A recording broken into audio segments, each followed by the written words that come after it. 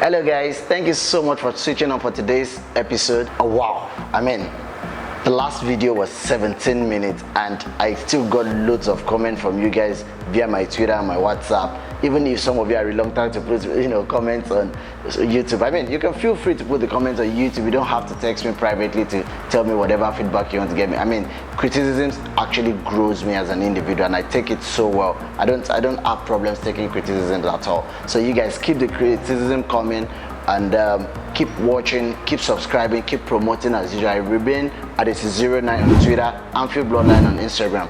Now, today we are talking about Liverpool's win over Brighton, 2-1. That game was nervy. We finished with 10 men, but you hear more about it in my reaction later. Peace out. The lineups. Alisson retained his place in goal, of course.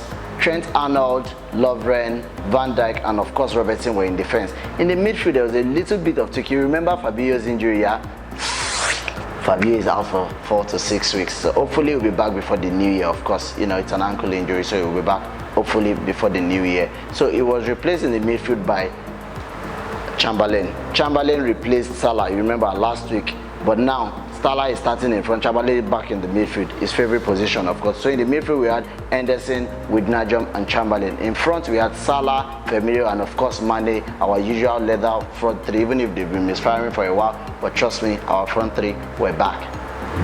For Brighton's lineup, they've been doing well to their own expectation this season. They sacked resulting at the end of last season, and the new manager, he lacks Premier League experience, but he has come in, he has done so well so far this season. They started with, of course, their number one keeper in goal, Ryan. In defense, they had Montoya, they had Lewis Dunk, who was back from 1 game suspension. They also had at their back Adams, Webster, and of course Bonne in left back. In the midfield, they had a 3-man midfield in person of Bissouma, Stevens, and of course Proper. In attack, they had Moy, Gross, and of course a 19-year-old striker starting against Van Dijk. The difference, Van Dijk. Then they also have Connolly, the small boy, 19 years old, who did so well in the game as their lone striker. The first goal came in the 18th minute after Chamberlain was fouled outside the box by Gross. Who else could take the free kick? I saw Salah standing beside Trent Arnold. What is Salah doing there? Even if it's an indirect free kick, Arnold is the best delivery man in Liverpool, after Gerrard, showing the crossers, skills. And he got on the ball. There was only one winner at the end of the day, Van Dijk. Van Dijk got his head to the ball and bam, it was a goal. And I said, oh, how did that go in? You get the left, how can you leave a whole Van Dijk, the giant? There's this picture I have on my phone. Van Dijk is like this, every other person is looking at every other person in the league like this. You get, he's a giant, and you leave him all alone like that to score the first goal. Now, in the 24th minute, the second goal came in from a corner. That was Liverpool's 40th goal from set piece since the beginning of last season. 4-0. 40th set piece goal. Before they used to say we cannot score from set piece, now we are king of set piece. And same Arnold made the goal, and it was 2 goals from Van Dijk and 2 goals assisted by Arnold. If you have both Arnold and Van Dijk in your fantasy, you must be rolling this weekend. Somebody even triple captain Van Dijk in his fantasy. Like my friend said, sorcery. It was a sorcery. How would you expect Van Dijk to score 2 goals and you triple captained him in your fantasy? But that's for fantasy people. Anyways, 2 goals. Half time, Liverpool were leading, cruising 2-0. The third goal of the game came in the 79th minute. We had just had Alisson off the pitch, and Andran, sub-keeper, came in, and the first thing he could do is pick the ball out of the net. Done. Fine. We'll talk more about that with the referee issue. I should even talk about it now. Why on earth will the referee blow the whistle? And Adrian was arranging his wall. Liverpool players were still looking back, and all of a sudden we heard the whistle. Bam! Atkinson. See, I have a record of him on my phone. He has always, each time he has I think he has refereed about 52 league games for Liverpool. We've won only 25 out of the 52. You get the rest has been draws and losses. Atkinson, they watch you, maybe no ref our game again. Anyway, if you don't understand that in PG, it means Atkinson should not ref our match again.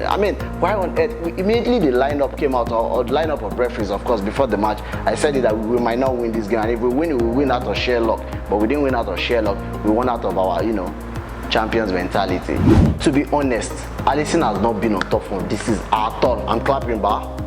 Don't worry, I'm angry. Why on earth will Alisson not keep a clean sheet this season yet? Fine, he had injury, he was out for 10 games. But I mean, he's been back and we've been conceding since then. He has not even had one single clean sheet this season. I know some of you want to swallow me that what of last season he has played so well so far. I'm not criticizing him, but let's call it spade a spade. I mean, if you're not doing well, you should get. You're not immune to feedbacks. You get. So Alisson should do better. But I think some people will say he should have done well at that point. He had no choice. They would have scored us. I mean, the game was still 2-0. If they had scored, it would have been 2 and put more pressure on us. I understand that. But at the same time, I think he was left in no man's life by almighty Lovren. You remember what I told you about Lovren? If you notice Lovren in the game, there's calamity. That was a calamity. He failed to deal with the long ball, and bam, Alisson had to bail him out by taking a red card for him. He took one for the team. Thanks, Alisson. But you're going to meet the Merseyside derby on Wednesday. Well, hopefully Andrea will do well. He did well in your absence. He will continue to do well in your absence this time around. It's just a game that he's missing. So guys, don't be scared. It's just a game. Trust me, Alisson will be back. Now, in the 88th minute, God, I had my heart in my mouth. Andrea was going to do a carry. Did you see that part? God. If that goal had gone in, I would have personally just killed him. I mean, but trust me, I cannot kill anybody. You know, please help me. I did not threaten his life. But anyways, it was that, you know, remember the Champions League final against Madrid. I understand. I love Karius so much, but it's a pity he cannot play for Liverpool again. Part of me thinks he can still be our backup keeper, but at the end of the day, he's gone back. But Adrian, don't ever try that shit again. Again, your life. Concentrate more. So now the referee, remember the record I told you? I know I didn't want to talk more about the referee, but I just have to say, I mean, it's like something heavy on my chest. It's a burden, I have to say it. Atkinson, what is your problem? Let Liverpool shine. I don't understand whichever club you support. Yeah, I know this is not supposed to, you know, be official, but I mean, Atkinson, why on earth would you blow that whistle? There were even some, the rule says an attacker should be away from the defense or the opposition's wall, at least 1 meter. And before you know it, even Brighton players were still around our players, and all of a sudden he blows the whistle. I mean, Adrian was still arranging his wall. Why on earth? He got the decision to send Alisson off. Spot on. That was really good. I mean, it takes a top class referee to actually make such decisions and, you know, be right about it, and he did so well there. But at the same time, I beg you, fuck up. Couple of minutes or seconds later, you just blew the whistle just like that. I mean, well, 2-1, we won the game, but you cost us our clean sheet, Atkinson. You cost us our clean sheet. Oh God. Last season, yeah, people were hyping us big about our clean sheet, about not conceding. I mean, I think between August and December, we conceded only 8 goals before Gomez went on injury. Yeah, this season, every single team that has been to Anfield have scored since Pookie scored the first goal and on the opening day of the season. Every team, we have had 10 oppositions come to Anfield and they have all scored at least 1 goal. That's shameful. Whatever we are doing, we need to improve to make sure our defense is back. But who cares? We are winning, we are grinding out results. I understand that it's 3 points that matters, but at the same time, we need some dignity at the back. You know, how would you consider Van Dijk as, you know, the next world best if he's only having 2 clean sheets this season out of about 19 games? I mean, Liverpool, we should do well. Maybe we should look for our defensive coach and, you know, I had some good ones. I mean, but Atletico self is conceding this season, so cannot look for their defensive coach anymore. But anyways, our defense has been shit for a while now. I hope we fix it at the back. I mean, fine, we had like the second team in the league with the least conceded goals in the league, but us conceding, I think I'm not just used to us conceding a lot of goals. Gone are those days of Brendan Rodgers when we used to concede, you know, we scored 6, we concede 3. This time around, Klopp, we are winning 2-1, 2-1, 2-1. I think we won like 6 out of the last 10 games, 2-1 victories. You get, but I think we should improve on it. We should keep more clean sheet. Hopefully, we start with Merseyside on Wednesday night. Yes, we are winning that game, definitely. And Marco Silva will get sacked. Oh, don't let them sack him, let them relegate. Liverpool's win against Brighton made it 31 games unbeaten in the league. I mean, that has matched our record held by them, you know, Uncle Sir Kenny Dalglish's era. 31 games unbeaten since January of 2019. After we lost against Man City, we have not looked back. And shockingly, shockingly is the word. Shockingly, Brighton was the same team we started the unbeaten run with back in January after we lost to Man City. And we are 31 games. Trust me, we are eyeing Arsenal's 49 games unbeaten. I know Arsenal fans that might be watching this video, you say, who will catch you? But trust me, if we catch the record or we meet the record, equal the record and surpass the record, and of course win the title at the end of the day, we are the most invincible team in the league history. Did you hear that? In the league's history. So, Saturday's performance, players rating, trust me, we were not at our flowing best as we have talked this season. But at the end of the day, we keep saying it's result that matter, result that matter. The midfield was flat and non-existent. It was so passive. Trust me, Brighton played better than us most of the time during the course of the game. Yeah, we had couple of good times, and of course, any keeper that comes to Anfield becomes their hero. They are always giving super reflex saves and all of that. And Brian was not an exception. He did so well stopping Firmino, Chamberlain, and of course Mane, who should have put I think us 2 goals ahead earlier in the game. But at the end of the day, we still had a very, very passive and flat game. So player ratings, Alisson, I mean, you've not had a clean sheet this season and you got a record. I know you took one for the team, but I'm sorry, you're getting a 5. Now, Trent, star boy, is among the Ballon d'Or guys this season, and is showing why. I mean, at a very young age, record that says that he's 37 assists short of Bosco's total career assists in the Premier League. I mean, 37, and this boy is just 21. Trust me, I'm giving him how many more years? In less than 10 years, he's going to surpass the 37 assists at this rate that he's going. This season already, he has 5 already in the Premier League. Trust me, he's going to surpass it. I'm giving him an 8. I mean, he has to get the 8 because the deliveries are so on point. He has the most deliveries in the Premier League this season, and he deserves an 8 for the performance. Lovren, thank you. Last game, I gave you good rating. This time around, in the game, I don't know what happened to you, but at the end of the day, you've been playing so well. Today, the game against Brighton was just a bad day in the office, but I think I'll just give you a 6. Van Dijk, hopefully you win the Ballon d'Or come Monday night. Yeah, I'll give you a 9. This performance showed everybody that you deserve to win the Ballon d'Or. You've been amazing since you got into the team, and you don't deserve anything better than 9. Of course, I can't give you a 10 because you didn't keep a clean sheet.